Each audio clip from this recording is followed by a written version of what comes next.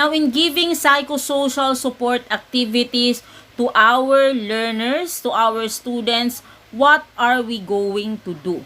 So, this is in connection with the topic that I discussed earlier, which is about the psychosocial support activity pack for teachers. Ayan, so makikita natin sa activity pack na ito ang mga iba't ibang activities na pwede nating ibigay sa ating mga estudyante, sa ating mga mag-aaral sa unang linggo ng pasukan. Ayan, so it is highly recommended that all advisors or teachers should give first psychosocial support activities to our learners before they begin with their formal lessons. We all know that as an advisor, as a teacher, we have to establish first a rapport, a good relationship, a good atmosphere to our classroom, to our students in our classroom, and we have to establish this rapport to our students before we begin with our formal lessons. Now, ano ba mga kailangan nating gawin bago tayo magbigay ng mga psychosocial support activities? Number 1, sabi dito, since this packet is designed to offer you activities to support the well-being of your learners, ang unang step is to create an environment that welcomes all the emotions that they bring with them from their time at home during this pandemic. So, napaka-importante na i-assess muna natin ang ating mga learners whether they are receptive to the activities identified, or baka naman kailangan nating i-modify, kailangan nating pumili lang ng mga activities.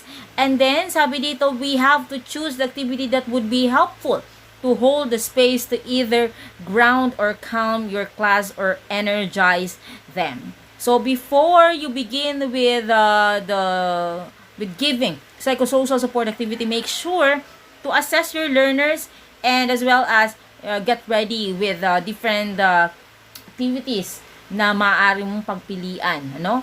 So number 2, there is a list of grounding exercises and energizers in the annex of the packet. Ayan, para mas matulungan tayo kung paano magsimula. Ayan, so meron tayong mga exercises na pwedeng gawin. So basic exercise activities such as running in place, jumping jacks, arm rolls are all good starters to get the stress out. Ayan, para sa mga bata, pwede kayong basic exercises muna. And with 3 breaths to ground everyone back to their seats. Ayan, pwede din na breathing exercise din muna bago sila umupo, bumalik sa kanilang mga upuan. Now, pagkatapos natin gamitin yung mga activities, after you've used activities, know that it is okay to repeat them. Pwede din naman na ulitin because repetition and consistency over time builds up a child's socio-emotional strength and creates a culture of caring and acceptance in the classroom. Now, it is best to continue doing psychosocial support activities throughout the year as this will boost your learners' academic performance as well. So, take note, hindi lang naman pala pang unang linggo ng pasukan ang psychosocial support activity pack na ito, pero maaari din natin pala itong ibigay sa ating mga mag-aaral sa buong taon. Ayan. So, pwede natin siyang i-insert bago tayo magsimula ng ating mga formal lessons. Depende na rin sa pangangailangan ng ating mga mag-aaral para daw mas matulungan natin silang ma-improve ang kanilang academic performance. Now, another reminder here, we can modify activities to adapt it to your specific culture and dialect. Yes, we are free to modify, to change the activities depending din sa pangangailangan ng inyong mga learners, and at the same time, para maka-adapt tayo sa culture at dialect ng ating mga learners. So, English po ang ginamit nating language dito. So, pwede naman natin itong ibigay sa kanila sa sarili nating dialekto.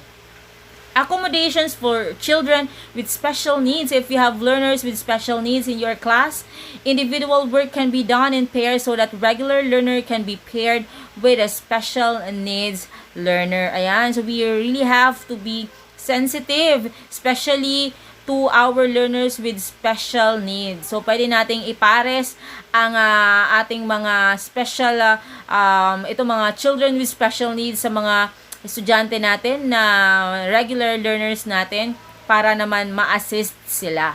Okay? And remember also to create safety and classroom guidelines. So this is very important. Later on, i-discuss natin kung paano ba natin maipapadama sa ating mga mag-aaral na safe sila sa loob ng classroom, safe sila sa gagawin nating mga activities. So therefore, may ibibigay tayong guidelines para mas maunawaan ng mga mag-aaral natin ang gagawin nating activity. And we have to remind them every session. Another is we have to focus on our learners' strengths and inner resources. That is very important. And we can also use whatever materials are available to you. This is also very important dahil maaaring isipin ninyo na magastos ang pagbibigay ng mga psychosocial support activities sa ating mga learners. Pero pwede naman daw po tayong mag-recycle at gumamit lamang ng kung ano ang available. So therefore, we can modify some of the activities para lamang at masigurado natin na meron tayong mga materials na magagamit. And appreciate whatever is made by the learner. Be appreciative, yes. We do not judge. We do not give negative comments to the outputs of our learners. We have to thank them. Pasalamatan every time na sila ay nagiging creative at nag-i-engage, nagpa-participate. Kahit na konti ang binibigay nilang effort, as long as they are participating, it is all right. So remember, we want to create safety. We don't want our students to feel that they are pressured, they are stressed while doing these psychosocial support activities. Now, we can also think outside the box. Yes, dahil napakarami ng mga pwede nating gamiting mga natural environment materials, ano? Makikita lamang natin sa ating kapaligiran para lamang makagawa ng mga art activities ang ating mga learners that can be used for art and other psychosocial support activities.